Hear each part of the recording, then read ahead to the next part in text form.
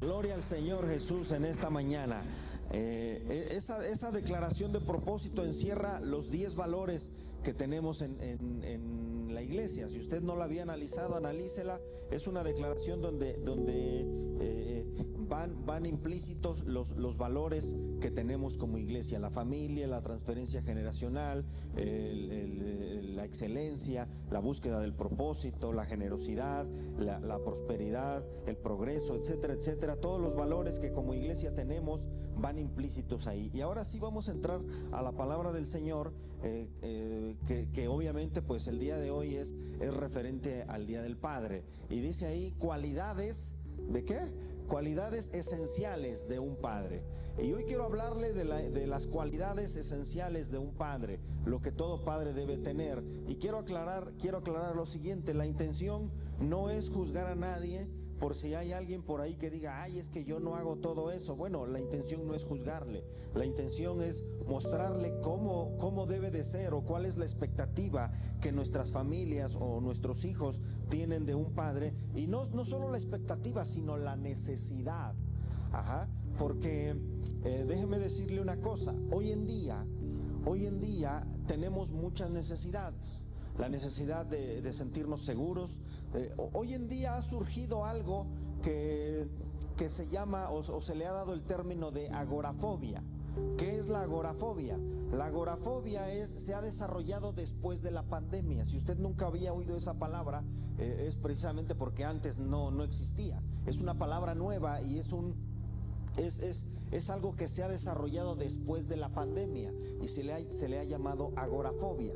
La agorafobia es el miedo a estar en lugares públicos, el miedo a tener contacto con la gente. Entonces eso ha despertado una necesidad de sentirnos seguros. Mucha gente no se siente segura en un lugar público, no se siente segura en el transporte, no se siente segura en la calle. La delincuencia ha incrementado y no se sienten seguros. Entonces hay la necesidad de sentirse seguros, hay la necesidad de sentirse sanos. Por eso ahora hay tantas vacunas y tantos suplementos y tantas cosas que tomamos, porque hay la necesidad de sentirnos seguros. Las necesidades que antes teníamos han pasado ya en cierta manera a un segundo plano. La necesidad muchas veces de tener una casa. Hoy en día la gente dice, no importa aunque rente, pero quiero sentirme seguro. Entonces hay otras necesidades, pero ¿a qué iba con todo esto? Hoy en día la necesidad más grande del ser humano, déjeme poner esto aquí para medirme el tiempo, porque si no yo me voy. Hoy en día la necesidad más grande del ser humano se ha convertido en la necesidad de tener un padre. Y muchas veces, por diversas circunstancias, los que estamos aquí crecimos en hogares carentes de un padre, ya sea porque el padre se fue, ya sea porque el padre falleció, o se fue literalmente, como dicen por ahí, se fue por los cigarros y no volvió, o porque aunque estuvo físicamente presente, en la esencia, que es de lo que vamos a hablar hoy, estuvo ausente. Esto no se trata solamente de que esté el padre físicamente presente, sino que muchas veces está presente en cuerpo, pero ausente en todo lo demás. Entonces por eso hoy quiero hablarle de las cualidades esenciales de un padre. Y para ello vamos a basar la enseñanza en Efesios 3, del 14 al 15. Son versículos tomados de la palabra de Dios, de la versión Nueva Biblia, Nueva Biblia Viva se llama, que está muy actual el lenguaje. Dice Efesios 3, 14 al 15, dice: por ello me arrodillo ante el Padre, de quien recibe su nombre toda familia, tanto las que están en el cielo como las que están en la tierra. Dice la palabra de Dios, y yo creo que todos nos hemos acercado a Dios de alguna u otra manera, siempre diciéndole o refiriéndonos a Él como Padre. De hecho, es muy interesante ver que cuando Jesús estaba con sus discípulos y sus discípulos le dijeron, por favor enséñanos a orar. ¿Ha leído esa palabra? ¿Ha leído esa parte? Por ahí en Mateo capítulo 6 me parece.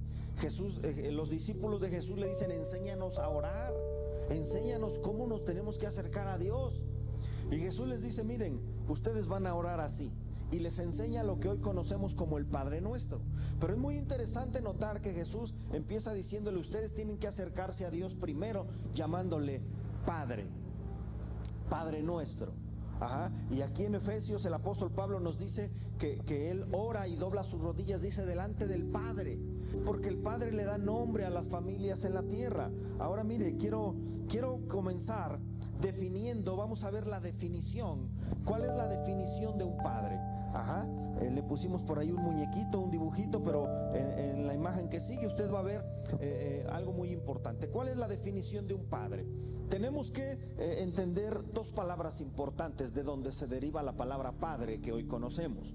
Número uno, la primera palabra es de origen griego, y en griego la palabra que se tradujo o se traduce como padre o que da origen a padre es la palabra pater. Diga conmigo pater. Ajá. Pater, que de la palabra pater se deriva la palabra patria también. Es muy interesante, ahorita le voy a dar la explicación. Y la segunda palabra que quiero referirme en esta mañana es la palabra Abba. Abba es una palabra de origen arameo, que el arameo prácticamente es una lengua muerta hoy en día, pero la palabra de Dios tiene muchas palabras que su origen está en el arameo. Entonces, aunque ya no se habla ni se utiliza el arameo, sí nos sirve como una referencia para entender muchos pasajes de la palabra de Dios.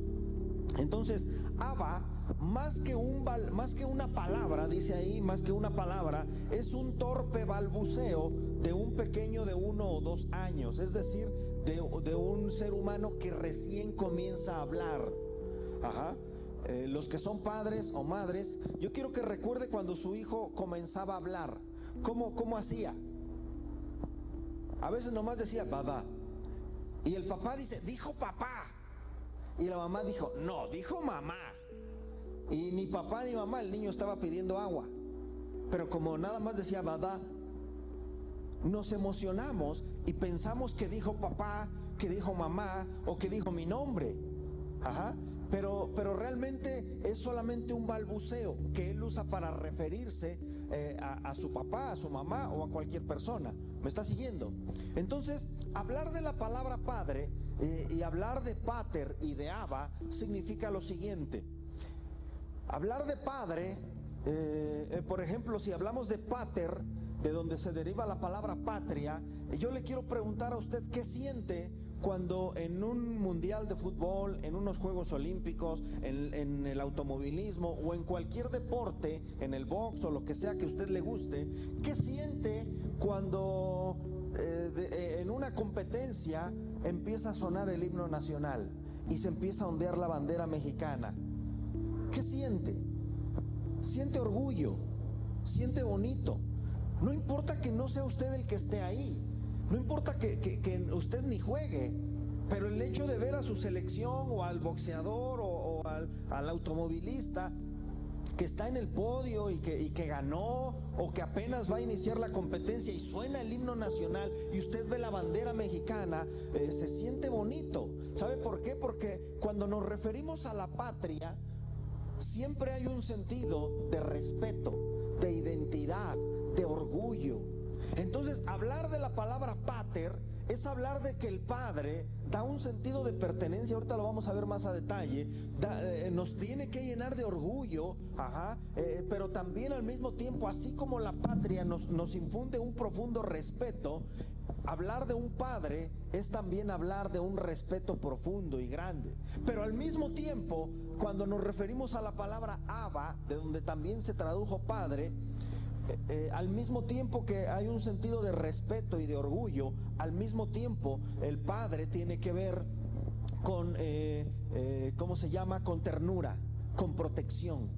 Ajá. Entonces mire, vamos adelante, vamos a ver ahora sí, son cuántas cualidades que anoté aquí, son 17 cualidades al menos que yo anoté de un padre, según lo que la palabra de Dios nos dice, y vamos a tratar de avanzar para verlas todas.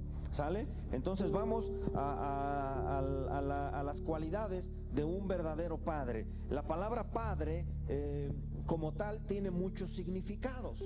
Ajá.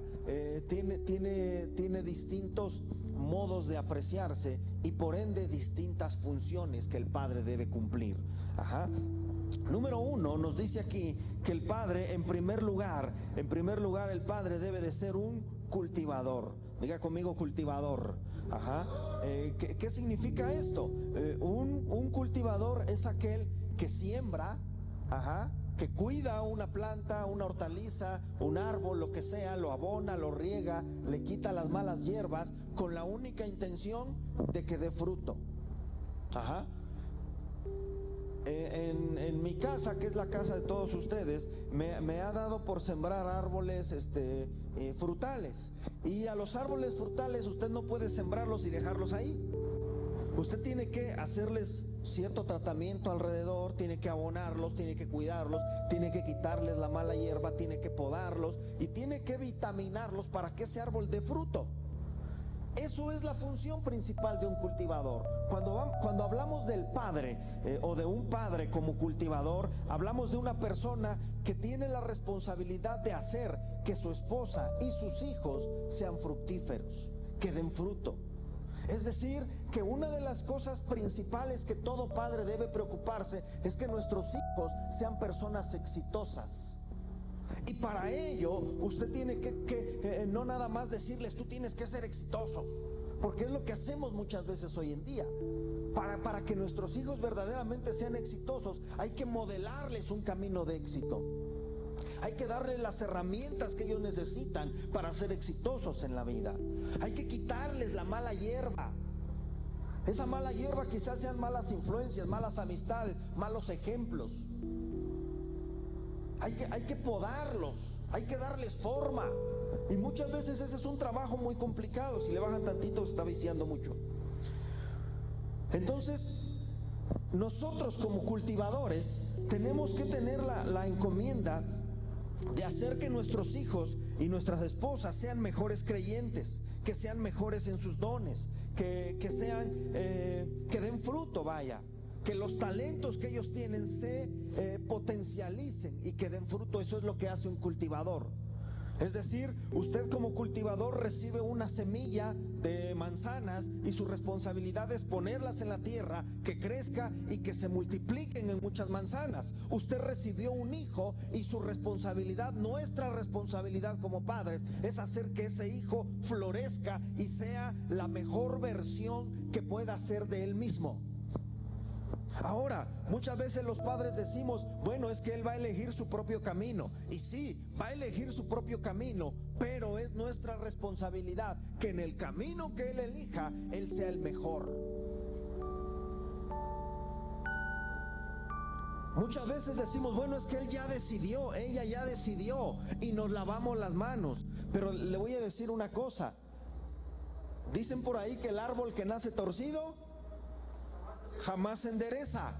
Pero le voy a decir una cosa: no hay un árbol que nazca torcido, se van torciendo mientras van creciendo. Entonces el dicho tendría que decir: el árbol que dejas torcer nunca lo vas a poder enderezar, porque tú lo dejas torcer.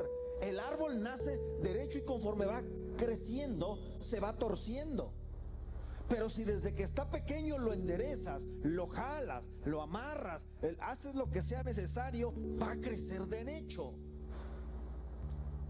En el jardín de la casa yo sembré un durazno y comenzó a salir, y cuando comenzó a crecer salieron 3 ramas, 3 troncos. Y cada uno se quería ir para un lado diferente. Es un mismo árbol, yo no sé por qué nació en 3. Salieron 3 y cada uno se quería ir para un lado distinto. Y le voy a decir una cosa: yo agarré una cuerda, agarré unos alambres y le di la vuelta y lo jalé y se empezaron a juntar. Llegó un punto en donde el cable con el que yo lo estaba sujetando comenzó a encarnarse en el árbol. Y yo entendí que si le jalaba más lo iba a tronar. Entonces hasta ahí le dejé. Y sabe una cosa, el árbol se enderezó y creció para arriba, como debía de haber crecido. Un cultivador es responsable de que nuestros hijos sean buenas personas. Vamos adelante, si no me voy a detener aquí. Número 2 dice ahí: el que endosa. El que endosa.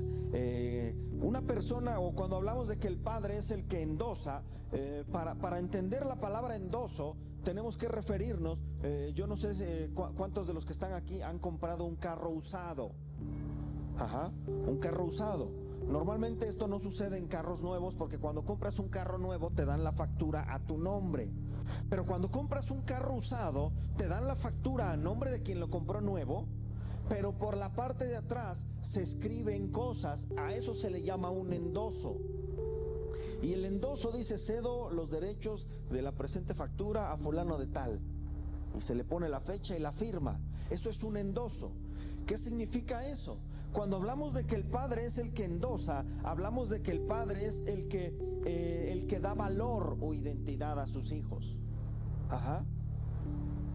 Así como una factura que está endosada a tu nombre te da el valor del vehículo, te da la pertenencia del vehículo, dice que el vehículo es tuyo aunque por enfrente diga el nombre de otra persona. Cuando ya está endosado, se te adjudica el valor a ti. Cuando hablamos de que el padre es el que endosa, hablamos de que el padre es el que le da valor a sus hijos. Muchos de los que estamos aquí crecimos escuchando de nuestros padres: eres un tonto, eres un burro, eres un bueno para nada, no puedes hacer nada bien, eres un fracasado, me avergüenzo de haberte tenido, etcétera, etcétera, etcétera.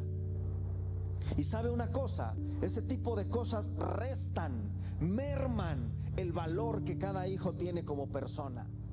Ahora, nos estamos refiriendo a los padres por ser el Día del Padre. Sin embargo, ¿cuántas mamás también caen en este mismo error?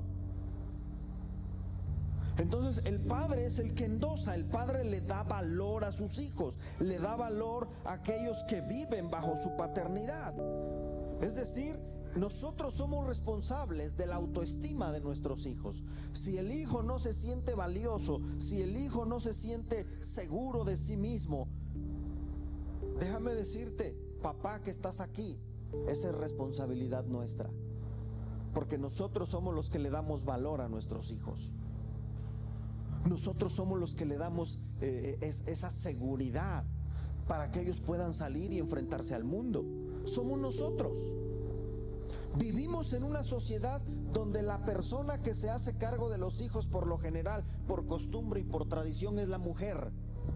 Sin embargo, hermano, la responsabilidad de darle valor a tu hijo no es de tu esposa, es de nosotros.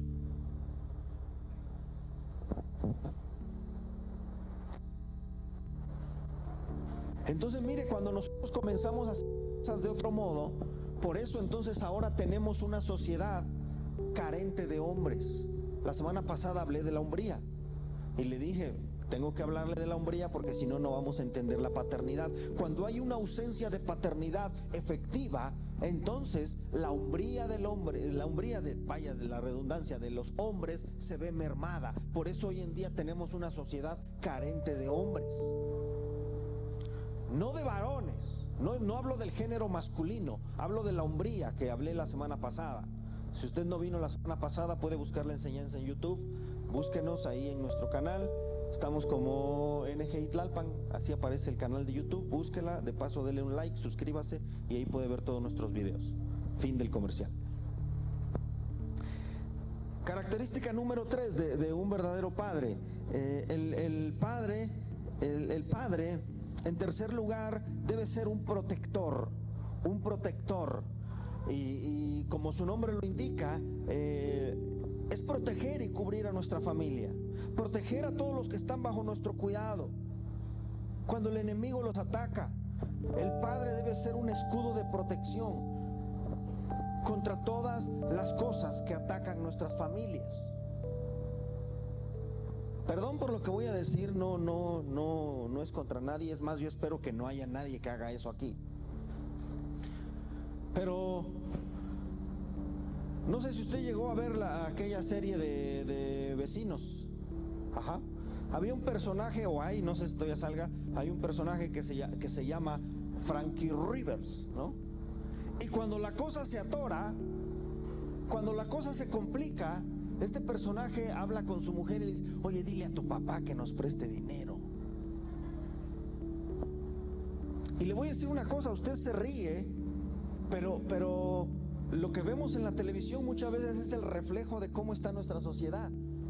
No es posible que un hombre, cuando tenga un problema financiero, mande a la mujer a pedir prestado. En primer lugar, la Biblia dice que no debemos pedir prestado. Pero si por X o por Y razón hay la necesidad apremiante de pedir prestado, qué diferente sería que el hombre se faje los pantalones y salga a solicitar lo que necesita, salga a buscar trabajo, salga a hacerle frente a la situación económica difícil que quiere golpear su casa. Cuando el hombre no sale a hacer eso, está dejando a un lado la función de protector, estás desprotegiendo, al menos financieramente, a tu familia. Y si la desprotegemos financieramente, imagínate cómo va a estar los demás aspectos. Es responsabilidad del hombre ser un protector. El hombre debe de ser un protector. El padre de familia es un protector. ¿Me está siguiendo? Dele una palmada al que está a su lado y dile: tranquilo, no es contra ti. Dígale, es para ayudarte. Ajá. Entonces mira, cuando hablamos de ser un protector, hablamos de que el lugar más seguro que debiera encontrar nuestros hijos son los brazos de su padre. Tus hijos no debieran sentirse seguros en ningún lugar más que contigo, porque tú eres su padre. Sigamos adelante. Número 4, el padre, en cuarto lugar, es un mentor, o debe de ser un mentor. Ser padre es ser un mentor. ¿Y qué es un mentor? Bueno, un mentor es uno que enseña, que modela, que da, que exhorta, que fortalece, que anima, que poco a poco va llevando a la persona a desarrollar su potencial. Eso es un mentor. Un verdadero padre adiestra a sus hijos en lo que él sabe. Y su mayor anhelo debiera ser que sus hijos sean como él. Cuando yo era pequeño, recuerdo que salía en la televisión un comercial. Seguramente varios lo van a recordar. Y había un pequeñito jugando, y creo que con un triciclo, una cosa así. Y decía: mi papi es el mejor del mundo. Y luego el comercial daba un giro y salía, se entendía que era el mismo niño que había crecido y ahora adolescente. Decía: es que este viejo no me entiende. Y luego ya sale con una moto y una melena y dice: pues me voy de la casa. Y ya el padre se ve viejo. Y después pasa el tiempo y dentro de ese mismo comercial el hijo madura, se convierte en padre de familia, y entonces dice: ¿qué razón tenía mi viejo? Y termina el comercial con otra escena de ahora su hijo, que vuelve a decir: mi papi es el mejor del mundo, dándonos a entender que esto es cíclico. Y sabe una cosa, muchas veces crecemos y el pensamiento del padre es: que mis hijos no sean como yo. Pero te tengo una triste noticia y una triste realidad. Si no les modelamos algo diferente a nuestros hijos, no hay manera que no sean como nosotros. Por eso tenemos que asumir la responsabilidad de cambiar hoy nuestra realidad, para empezarles a modelar algo distinto y que ellos vean y digan: sí se puede ser diferente, sí se puede cambiar, sí puedo ser mejor. Y que ellos digan: yo vi a mi padre esforzarse y cambiar todos sus errores, enmendar todo lo malo que hizo, sí se puede ser mejor. De lo contrario, no hay manera que ellos no sean como nosotros. Ahora, cuando deseamos que nuestros hijos no sean como nosotros, es porque dentro de nosotros sabemos que no les estamos dando un buen ejemplo. No los estamos mentoreando correctamente. ¿Me está siguiendo? Entonces, el padre debe de ser un mentor. El padre se convierte en un mentor. Es decir, tu hijo debe de ver en ti un maestro. Eso es un mentor, en otras palabras. Alguien a quien tú estés adiestrando y educando y que le digas: mira, esto se hace así, así, así. Le voy a decir una cosa que me sorprende. Veo que esta generación de jóvenes, Hablo en términos generales, porque a lo mejor por ahí va a decir alguien, ay no, mi hijo es diferente. Pero bueno, en términos generales, hablo de una generación de jóvenes, los jóvenes que hoy están entre los 15 o quizás un poquito más abajo, 13 a los 18 años, en ese rango, esa generación. Noto yo en lo personal que en términos generales, repito, la mayoría son jóvenes que no saben hacer nada. No saben usar un taladro, no saben usar un desarmador, no saben poner una repisa, no saben pintar, no saben hacer muchas cosas. Y le voy a decir por qué lo veo generalizado, porque muchos padres vienen y, ay, es que mi hijo no sabe hacer nada. Perdón, pero es que le hace falta un mentor. Hay papás que a veces vienen y me dicen, ¿cómo le hace, pastor? Porque aquí mi hijo ayuda, coopera, sirve, y en la casa no quiere hacer nada. Ah, bueno, es que aquí hay un mentor, en la casa le hace falta un mentor. Ahora, no está mal, si el hijo sirve en la iglesia, déjalo que sirva. Pero la falla no está en la iglesia, la falla no está en el hijo, la falla está en el mentor que tiene a su lado. ¿Me está siguiendo? Sigamos adelante. Número 5. Número 5. El padre obviamente es un progenitor. Y cuando hablamos de un progenitor, hablamos de que el progenitor es el que da inicio a la genética humana, es el que transmite un ADN. Y hablar de ADN podemos hablarlo en lo natural y en lo espiritual. Un solo padre da origen a muchas generaciones. Es decir, si tú te olvidas de tus antepasados y comienzas contigo, tú, solamente tú, como padre, obviamente con la cooperación de tu mujer, si no, no se puede, engendras y puedes engendrar muchas generaciones. Puedes transmitir tu ADN a muchas generaciones. Eso es lo que hace un padre. Entonces, hay un versículo que no va a aparecer ahí, pero se lo quiero leer. Dice Génesis 49:26, dice: las bendiciones de tu padre fueron mayores que las bendiciones de mis progenitores. Hasta el término de los collados serán sobre la cabeza de José, dice, y sobre la frente del que fue apartado de sus hermanos. ¿Qué significa esto? Que como progenitores nosotros somos los responsables de transmitir nuestra esencia. Cada familia debe de tener una esencia. Cada familia debe de tener una forma de hacer las cosas. Le voy a decir una cosa, por ejemplo, en mi casa hacemos las cosas de una manera, organizamos de una manera. En tu casa lo hacen diferente y está bien. Pero muchas veces las familias no tienen el sello del papá, tienen el sello de la mamá. Y esa es una función del padre. Ahora, las mujeres lo han tomado porque es un área que está descuidada, pero porque los hombres hemos descuidado el enseñar a nuestros hijos, el instruirlos, el transmitirle lo que yo soy. ¿Me está siguiendo? Número 6, el padre, hablar de un padre es hablar de una persona que debe ser un líder. El líder es el que muestra el camino, el líder tiene iniciativa, el líder afirma para motivar a sus seguidores, para que sigan adelante. El líder puede organizar, el líder dirige, el líder toma decisiones. Pero ¿cuántos hogares hay que viene tu hijo a preguntarte? Pregúntale a tu mamá, lo que diga tu mamá, lo que diga mi mujer.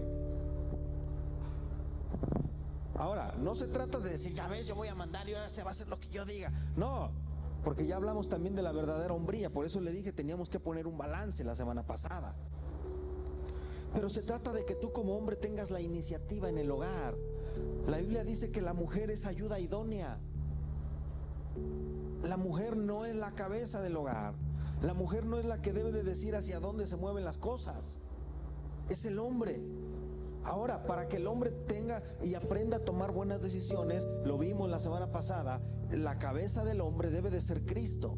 Si no, de lo contrario, lejos de ser cabeza, lo único que vas a hacer es un cabezón.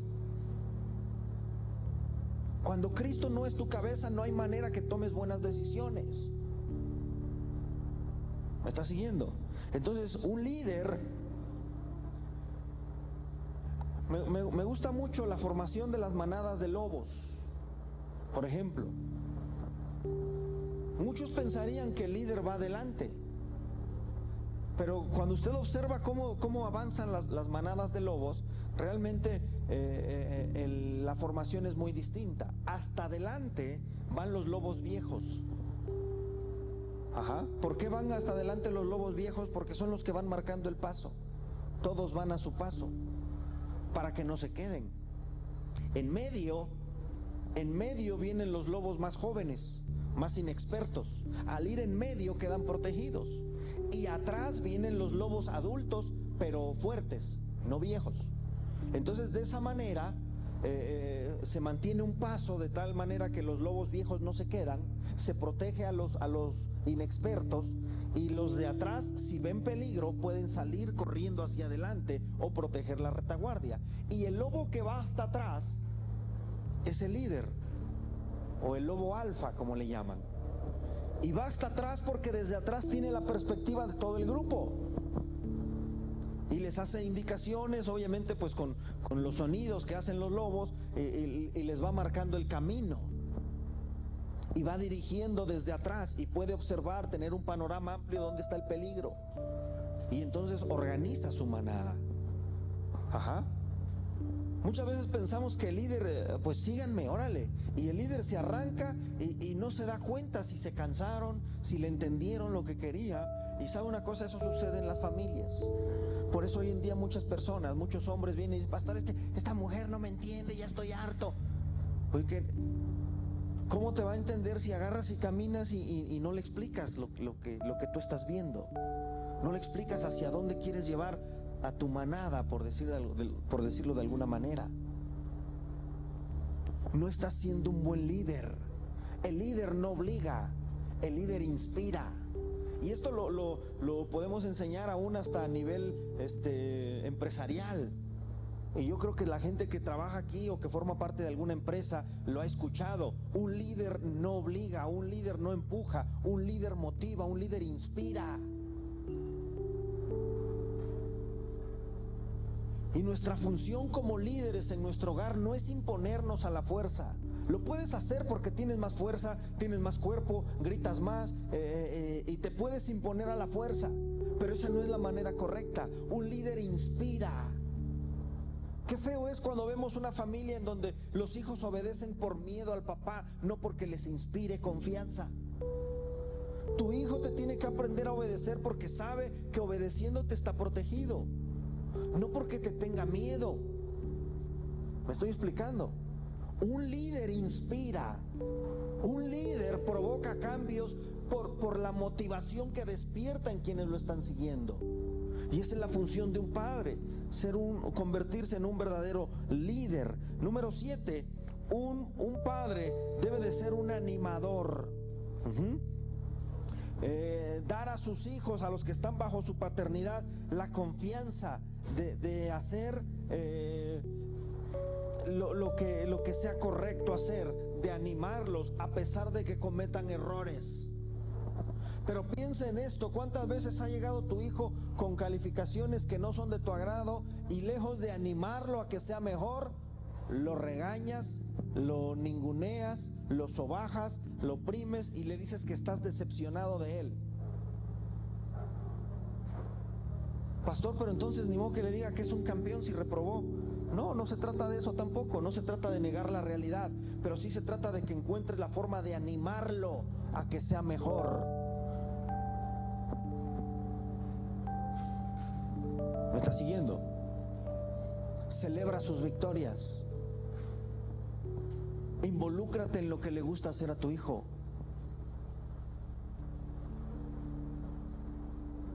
Yo le voy a decir una cosa: cuando era niño me gustaba jugar fútbol y formaba parte yo de un equipo de fútbol, y yo veía que todos llegaban con su papá, o la mayoría llegaban con su papá, y el papá los llevaba y les echaba porras y les gritaba y todo. Mi padre nunca lo vi parado en la cancha de fútbol, nunca, porque a él no le gustaba el fútbol. Y una vez llegué con un trofeo ¿y eso qué? Ah, pues es que ganamos y nos dieron un reconocimiento a todos. Bueno, déjalo por ahí, ayúdame aquí. No le dio la importancia que para mí tenía. ¿Me explico? Nunca se involucró en lo que a mí me gustaba hacer. Recuerdo que una vez a donde jugábamos llegaron unas visorías del Club América y se nos acercaron con varios y dijeron: oye, queremos hablar con tus papás, te queremos llevar allá, pero necesitamos que tu papá sepa. Y los llevé con mi papá y mi papá les dijo: no, es pura pérdida de tiempo, muchas gracias. Nunca se interesó en lo que a mí me gustaba. Ahora, finalmente Dios tenía para mí otro camino. Y a lo mejor, aunque hubiera estado allá, tarde o temprano hubiera tenido que salir para hacer lo que Dios quería que hiciera.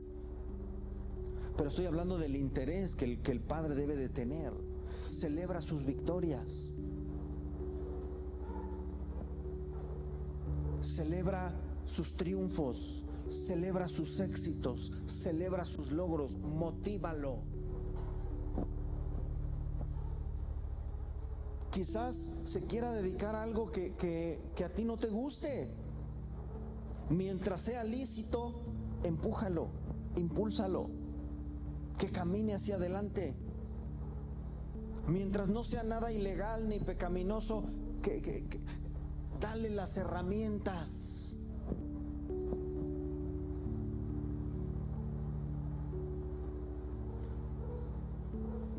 ¿Me estás siguiendo? Anímalo, no lo desanimes. Hay un caso muy sonado en la televisión que surgió apenas hace algunas semanas. No sé si le suena el nombre de Donovan, ¿sí? Un bailarín mexicano. Él contó su historia y él hablaba cómo encontró muchos tropiezos en su camino. Muchos tropiezos en su camino. Mucha gente que lo desanimaba. Mucha gente que incluso él cuenta algún episodio ahí con su padre, no recuerdo exactamente las palabras como lo mencionó, pero no estaban de acuerdo que él se dedicara a eso. Y mira, con todo el desánimo que tuvo a su alrededor, hoy es de los mejores del mundo y es mexicano. Imagínate lo que nuestros hijos pueden lograr si tú lo impulsas y lo animas. La Biblia dice: instruye al niño en su camino. En su camino de él. No dice instruye al niño en lo que a ti te parezca mejor. ¿Me estás siguiendo? Dice instruye al niño en su camino. Él tiene un camino. Él tiene algo a lo que se va a dedicar. Él tiene un sueño. El error que muchas veces cometemos como padres y desanimamos a nuestros hijos es que queremos realizarnos en ellos, que ellos hagan lo que yo nunca pude hacer. Y eso es un error. Porque el padre no está para vivir su vida en la vida del niño. El padre está para animarlo a que él viva su propia vida. ¿Me está siguiendo? Sigamos adelante. Vamos en el 7, un animador. Número 8, el padre es el que lleva la carga. El que lleva la carga. Es decir, el padre debe tomar la responsabilidad por sus hijos, ser fiel con esa responsabilidad, saber que tenemos una familia que depende en todos los sentidos de nosotros. Como padre no te puedes dar por vencido. Simplemente, para un buen padre, darse por vencido no es una opción. En nosotros como padres de familia no debe de existir la opción de darnos por vencidos. Puede existir un plan B, un plan C, un plan X, un plan Z, planes alternativos, pero nunca debe de estar en tus planes darte por vencido. El padre toma la carga financiera del hogar, la carga moral, la carga espiritual, la carga emocional. El padre es el que lleva la carga. ¿Me está siguiendo?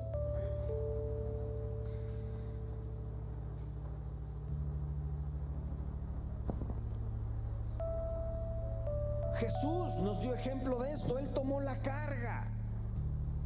Muchas veces el hombre dice: pero es que se lo buscaron. Bueno, la Biblia dice que también nosotros nos lo buscamos, dice que nos descarriamos, cada uno agarró su camino, pero dice que Jesús cargó en él el pecado de todos nosotros. Tomó la carga, tomó la responsabilidad. Alguien tiene que tomar la responsabilidad en la familia, y ese alguien es el padre.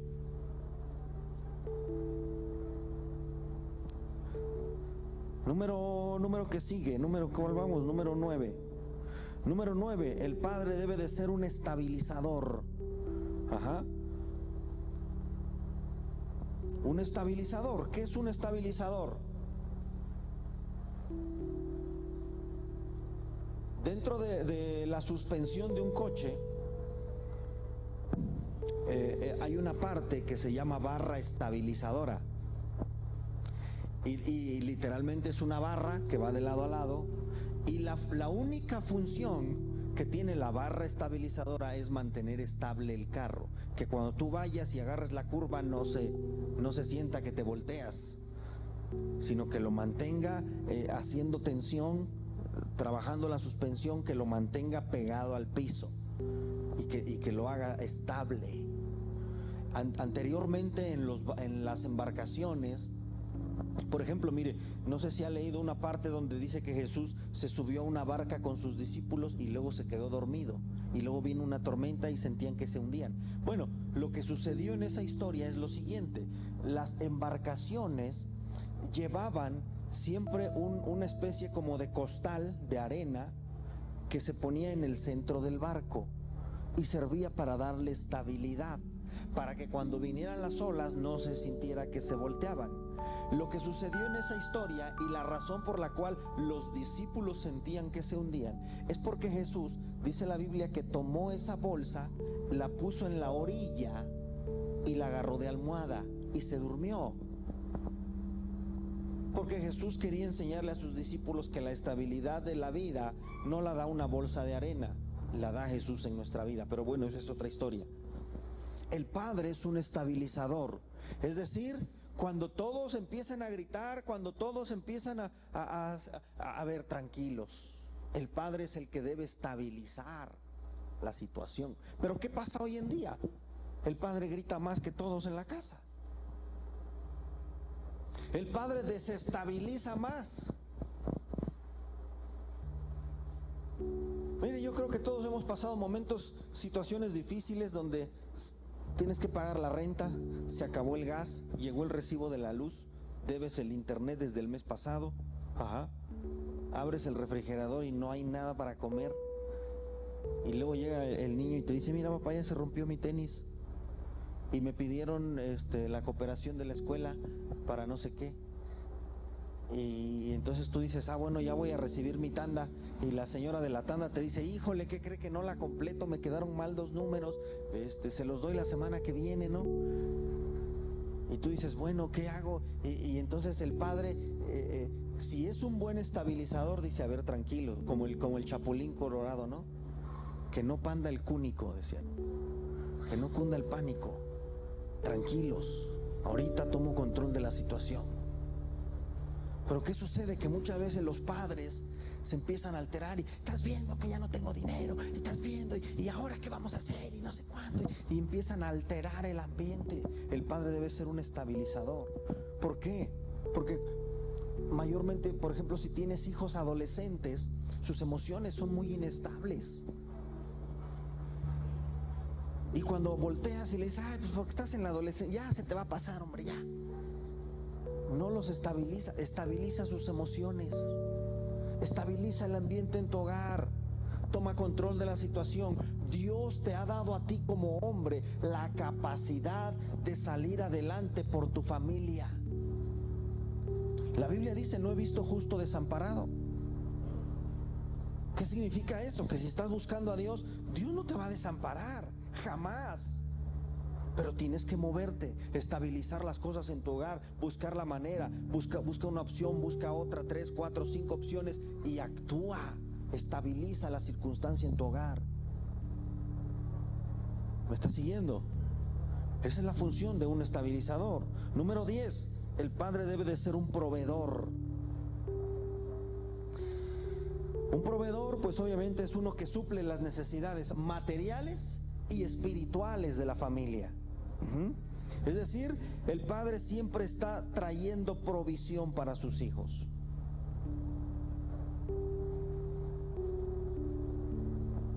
Es decir, un buen padre no se cruza de brazos y dice, híjole, pues es que no hay trabajo. Pues a ver, ay, Dios dirá. No, pues es que Dios ya dijo. ¿Sabes qué dijo? Que Él bendice la obra de tus manos. Pero si tus manos están cruzadas, sin hacer nada, ¿dónde va a caer la bendición?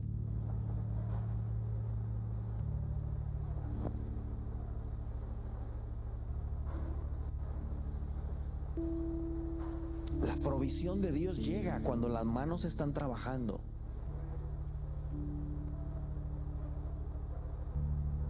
Un buen padre de familia tiene que salir a buscar la provisión. De día, de tarde, de noche, o de día, de tarde y de noche si es necesario. Porque acuérdese que ya hablamos, toma la carga, toma la responsabilidad, estabiliza, provee. Pero así como tomamos, mire, yo sé que hay muchos hombres que no tienen problema con eso, y me consta, es como que entiendes a la mujer y los hijos, ahí se los mando. Porque el hombre no quiere congregarse. El hombre es el que debe buscar la provisión espiritual para su casa. Si tú como hombre no te levantas a buscar a Dios, ¿quién lo va a hacer? Ah, pues hay que vaya ella. Al cabo ella ora mejor. Se trata de quien ore mejor. Se trata de que busques la provisión para los tuyos. Amén. Número 11. ¿Cuántas le dije que eran? 17. Bueno, ya vamos en la 11. El padre es un transmisor. Un transmisor. Voy a ir un poquito más rápido. Un transmisor es aquel de quien se absorbe un espíritu, una esencia, una mentalidad, un carácter. Los hijos absorben el mismo espíritu del padre. El padre es un transmisor, transmite. Por ejemplo, para que entendamos lo que es un transmisor, usted ve que estoy usando un micrófono inalámbrico. Este micrófono, dentro de sus componentes, tiene un transmisor. Allá donde usted ve las antenas, ese es un receptor, y el receptor codifica la señal, la manda a los aparatos y sale por las bocinas. Pero no va a salir allá nada que no salga de aquí, porque aquí está el transmisor. Todo lo que venga aquí no va a salir otra cosa en las bocinas que no salga del emisor, del transmisor, perdón. Entonces el padre es un transmisor, el padre transmite. Me he encontrado muchos padres que dicen, ay, es que este chamaco me salió malo. No te salió malo. Le transmitiste algo mal. Imagínate que yo dijera bueno y se escuchara ya malo. No es posible. Lo que se transmite es lo que va a salir al exterior. Entonces, no es que el hijo te salió malo. Los hijos no salen buenos ni malos. Traen un carácter, traen cierta genética, pero nosotros los formamos. Está aquí. Entonces el padre es un transmisor. Número 12. El padre debe de ser un adiestrador. Un adiestrador es uno de quien sus hijos extraen experiencias y habilidades para enfrentar sus propias batallas. Cuando un padre le muestra a sus hijos habilidad, sabiduría, experiencia para pelear grandes desafíos, entonces sus hijos serán como su padre. Hasta lo dice un refrán, ¿no? Hijo de tigre, de tal palo. Entonces el padre debe de ser un adiestrador. Si lo entrenas, si lo equipas, si le transmites tus experiencias, si tu hijo te ve achicarte, intimidarte cuando vienen desafíos, eso es lo que él va a aprender. Pero si tu hijo te ve, no digo que no te vea llorar, a lo mejor te ve llorar, pero le dices: hijo, vamos a salir de esta. Ya tengo un plan, tengo una estrategia. Juntas a tu familia y le dices: miren, familia, vamos a hacer esto y esto y esto. Eso es lo mismo que va a hacer tu hijo, porque lo aprendió, lo adiestraste.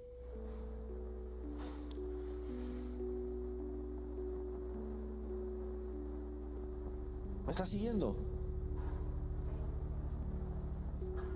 Pero si en su adiestramiento él te vio achicarte, intimidarte cuando venía un problema, si él te vio hacerte menos, llorar y mandar a tu mujer a solucionar las cosas, eso es lo mismo que él va a aprender. No es que sea un timorato, es que lo aprendió de quien lo adiestró. No es que se achique, no es que no tenga carácter, es que lo aprendió del que lo tenía que adiestrar. Número 13, el padre es una fuente. Es decir, una fuente es uno donde sale la vida de Dios, el conocimiento, donde brota el amor, donde brota la unción, donde brota la guía. El padre es el pozo del cual los hijos beben y reciben el alimento para crecer. Es decir, todo lo que brote de ti es la forma en la que tus hijos van a ser. ¿No te gusta cómo son tus hijos? Cambia lo que está brotando de ti, porque tú eres una fuente. Tú eres una fuente. Todo lo que brota de ti es con lo que se están alimentando tus hijos. No hay otra manera. ¿No te gusta cómo son tus hijos? Cambia lo que está brotando de ti. Cambia lo que les estás dando. Tú eres la fuente. Número 14, esto va muy ligado. El padre es el que nutre. En otras palabras, es el que alimenta, nutre el carácter y el potencial del hijo hasta llevarlo a la madurez. Nútrelos emocionalmente, nútrelos físicamente, nútrelos mentalmente. ¿Sabe por qué muchas veces las hijas terminan con un pelafustán? Porque en la casa no hubo quien las nutriera. Porque no las abrazaste, no las besaste, no les dijiste que ellas eran lo máximo, que ellas eran que se veían bonitas, que nunca les dijiste eso. Entonces llega alguien y le dice: oye, estás bonita.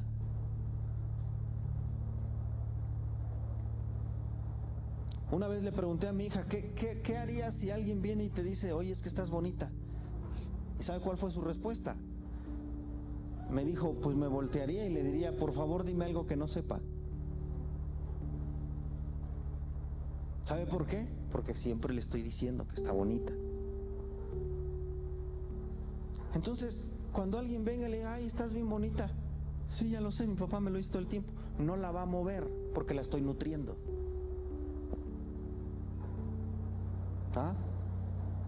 Siempre le doy abrazos, siempre le doy besos. ¿Para qué?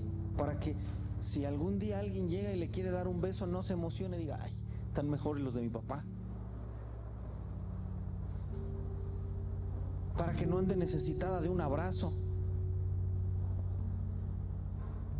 Nútrelos. Si son mujeres, si son hombres, nútrelos emocionalmente. Tú eres un nutridor. Que estén fuertes, que sus emociones estén fuertes, que su identidad esté fuerte. Ahora, habrá gente que diga: pastor, no, ves que yo no puedo hacer todo eso. Claro que puedes, eres hombre, Dios te dio la capacidad de hacer esto. Eso es lo que significa ser padre. Si no, de lo contrario, hubieras sido mujer. Dios no te hubiera hecho hombre. Si te hizo hombre, te dio la capacidad de ser un padre y de ser todo esto que te estoy diciendo. El que nutre, número 15. Número 15, el padre es un maestro. Un maestro. Dice Deuteronomio 6, del 6 al 7, no está ahí, pero se lo voy a leer. Dice: estas palabras que yo te mando estarán sobre tu corazón, y las repetirás y las enseñarás a tus hijos estando en tu casa, en el camino, al acostarte, cuando te levantes. Las enseñarás. El padre es un maestro. El padre es el que enseña a sus hijos a dónde van a caminar. El padre es un maestro. Número 16. También el padre es el que disciplina. Hay momentos en la vida donde hay que disciplinar. Y el padre reprende y castiga, pero con amor.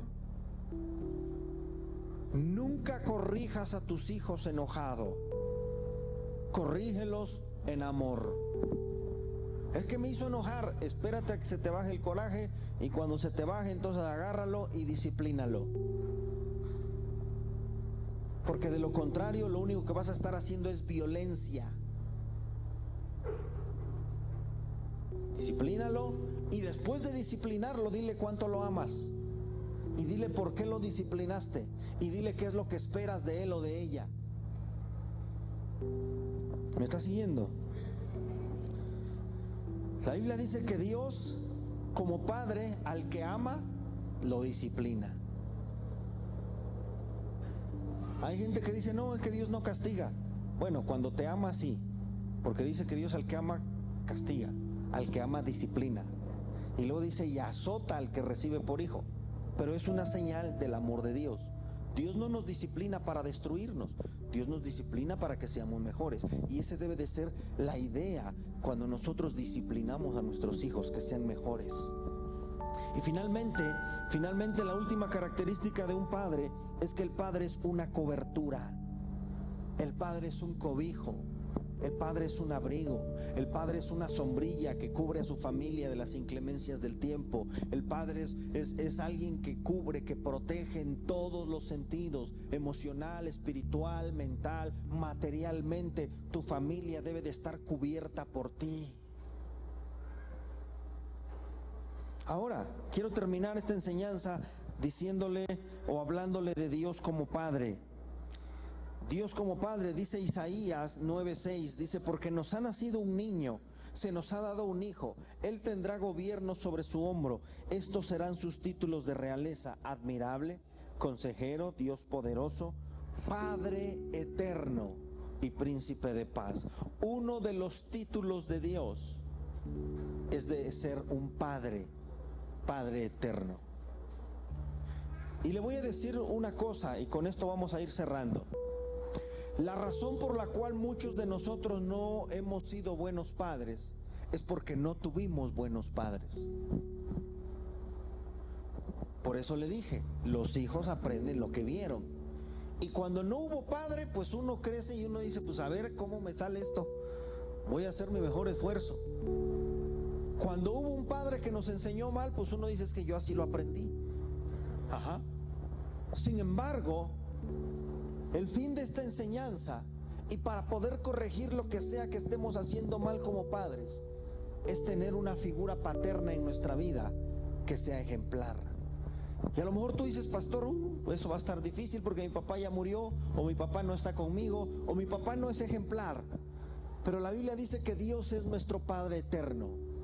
Y cuando tenemos la revelación de la paternidad de Dios, esto se vuelve más sencillo. Hay tres cosas que tú tienes que entender como ser humano, seas hombre o seas mujer.